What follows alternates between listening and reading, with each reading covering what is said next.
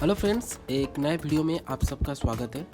दोस्तों, आज का वीडियो में हम बात करेंगे इलेक्ट्रिकल ट्रांसफार्मर क्या होता है, उसका वर्किंग प्रिंसिपल क्या होता है और ये कितने टाइप्स का होता है। इसीलिए दोस्तों वीडियो में लास्ट तक बने रहिए। अगर आप चैनल पर नए हैं तो सब्सक्राइब कर दीजिए। दोस्तों, आपके घर पे जो पावर सप्लाई आया हुआ है, अगर आप ध्यान से देखेंगे वो कहीं ना कहीं नज़दीक में कोई एक ट्रांसफार्मर रहेगा, वहाँ से आया हुआ है। ठीक है दोस्तों, और एक चीज़ है, जहाँ पे हमारा पावर जनरेट होता है, जहाँ पे इलेक्ट्रिसिटी बनता है, जैसे कि कोई पावर प्लांट हो गया। नॉर्मली कोई भी पावर प्लांट में इंडिया में 11 किलो वोल्ट का पावर जनरेट होता है, लेकिन हमारा घर तक आते आते वो 240 वोल्ट हो जाता है या फिर 440 वोल्ट हो जाता है। तो दोस्तों, जो 11 केवी मतलब 11,000 वोल्ट से 240 या फिर 440 वोल्ट हो जाता है, तो इतना जो कम हो जाता है उसके लिए हम लोग ट्रांसफार्मर का यूज़ करते हैं। लेकिन हाँ, जहाँ पे 11 किलो वोल्ट जनरेट होता है उसको फिर बढ़ा के फिर कम करके हमारे घर तक आता है। तो दोस्तों, ये ट्रांसफार्मर का काम होता है वोल्टेज को बढ़ाना या फिर कम करना।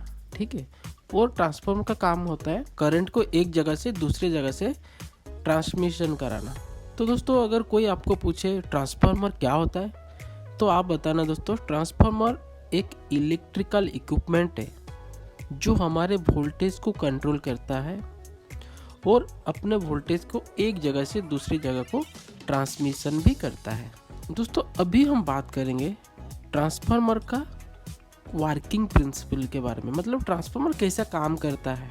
ठीक है, transformer Faraday's law of electromagnetic induction के प्रिंसिपल से काम करता है। Faraday's law of electromagnetic induction क्या होता है? अगर हम लोग एसी करंट को कोई एक कॉइल के थ्रू में पास कराएंगे तो वो मैग्नेटिक फ्लक्स क्रिएट करेगा। और दोस्तों, ये जो मैग्नेटिक फ्लक्स जो होता है वो ईएमएफ जनरेट करता है, ईएमएफ इंड्यूस करता है, इलेक्ट्रोमोटिव फोर्स वो सेकेंडरी कॉइल में इंड्यूस करता है। तो दोस्तों, ट्रांसफार्मर कैसे काम करता है? दोस्तों, ट्रांसफार्मर में दो वाइंडिंग रहता है, एक प्राइमरी वाइंडिंग, दूसरा है सेकेंडरी वाइंडिंग। दोस्तों, अगर हम प्राइमरी साइड पे अल्टरनेटिव करंट देते हैं प्राइमरी कॉइल पे या प्राइमरी साइड पे, ईएमएफ प्रोड्यूस होता है सेकेंडरी कॉइल में। ठीक है, तो दोस्तों, कोई अगर पूछेगा ट्रांसफार्मर कौन सा प्रिंसिपल से काम करता है, तो उसको बोलना transformer Faraday's law of electromagnetic induction के फॉर्मूला में या प्रिंसिपल से काम करता है। दोस्तों, अभी हम बात करेंगे ट्रांसफार्मर का टाइप्स के हिसाब में, ट्रांसफार्मर कितने टाइप्स का होता है। दोस्तों, अगर हम वोल्टेज के बेसिस पे डिवाइड करें तो ट्रांसफार्मर को दो टाइप में डिवाइड होता है, एक है स्टेप अप ट्रांसफार्मर, दूसरा है स्टेप डाउन ट्रांसफार्मर। दोस्तों, स्टेप अप ट्रांसफार्मर क्या होता है? दोस्तों, जैसे कि आपको मालूम है ट्रांसफार्मर में दो वाइंडिंग रहता है या फिर दो साइड रहता है, एक प्राइमरी साइड, दूसरा है सेकेंडरी साइड। आप मान के चलिए जिसमें हम लोग इनपुट देते हैं उसको प्राइमरी साइड कहते हैं, जिसमें आउटगोइंग निकलता है, आउटपुट निकलता है, उसको हम लोग कहते हैं सेकेंडरी साइड। तो दोस्तों, अगर जो ट्रांसफार्मर में अगर हम लोग कम वोल्टेज देंगे इनपुट में, मतलब प्राइमरी साइड में, सेकेंडरी साइड में हम लोग को ज़्यादा वोल्टेज मिलेगा, तो उसको कहते हैं स्टेप अप ट्रांसफार्मर। मतलब स्टेप अप हो गया, ज़्यादा हो गया ट्रांसफार्मर में, जो वोल्टेज हमने इनपुट दिया आउटपुट वोल्टेज उसको ज़्यादा मिला हम लोग को, इसीलिए उसको स्टेप अप ट्रांसफार्मर कहते हैं।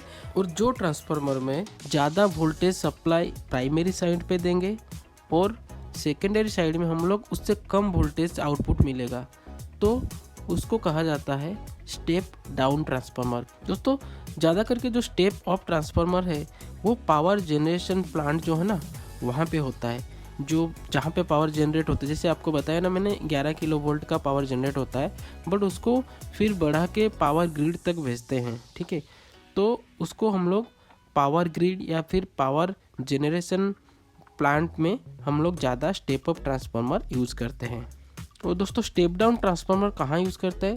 दोस्तों, हमारे घर के आसपास जो 11 केवी का सप्लाई आता है, जो मेन लाइन, वहाँ से एक ट्रांसफार्मर से वो वोल्टेज कम होके हमारे घर तक आता है, तो वो जो ट्रांसफार्मर है उसको स्टेप डाउन ट्रांसफार्मर कहते हैं। और दोस्तों, अगर हम लोग फेज के हिसाब में करें तो ट्रांसफार्मर दो टाइप का है, जैसे कि सिंगल फेज ट्रांसफार्मर हो गया और एक 3 फेज ट्रांसफार्मर भी हो गया। और दोस्तों ट्रांसफार्मर में एक पार्ट रहता है जिसको कोर कहते हैं।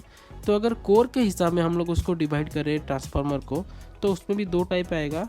एक है कोर टाइप, दूसरा है सेल टाइप। दो टाइप का ट्रांसफार्मर होता है, core type transformer, cell type transformer.